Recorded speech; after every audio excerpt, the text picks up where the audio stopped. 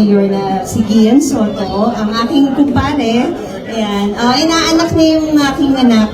At eto, sana suportahan niyo po si Diwata. Tulad ng pagsuporta ng mga ibang kapwa natin dun sa main branch niya.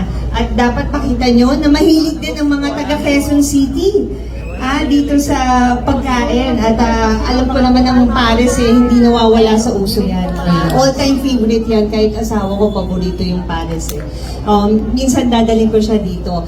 So maraming salamat po sa nagpunta dito. Kala mo opening ko. Okay, Diwata. Yun.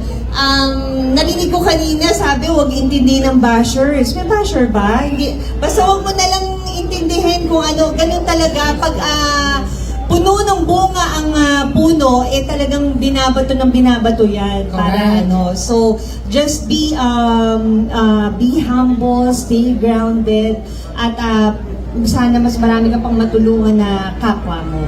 Ayan, maraming salamat, and God bless you, Diwata, and thank you for inviting me here. Again, palapakan po natin. And next to speak is our the Honorable handsome Vice Mayor of Quezon City, Honorable Gian Soto. Thank you very much po una sa lahat, Diwata, for inviting us. And alam mo, sa totoo lang, maraming mga taga-Quezon na dumadayo ng Manila para matikman po yung blessing, yung luto na i-share mo sa taong bayan. Pero ngayong araw na to, ino-observe kita, sobrang kanina ka pa talagang tinatry mong asikasuhin lahat. And gusto ko ngayon huminga ka muna, mag-relax ka.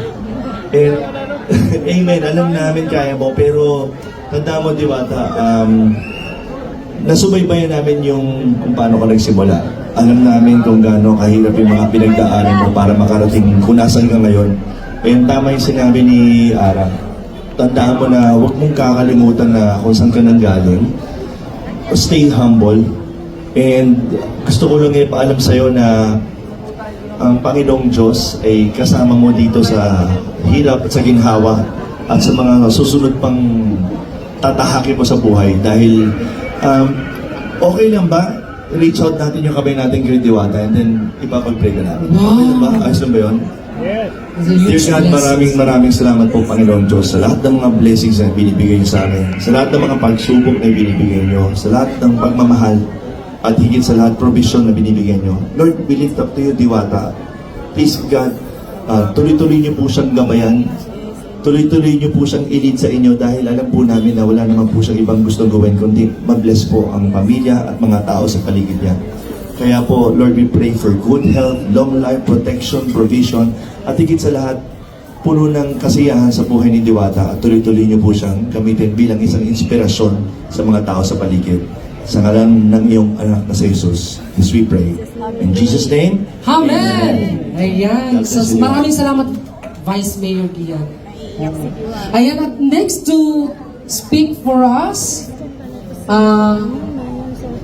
okay, so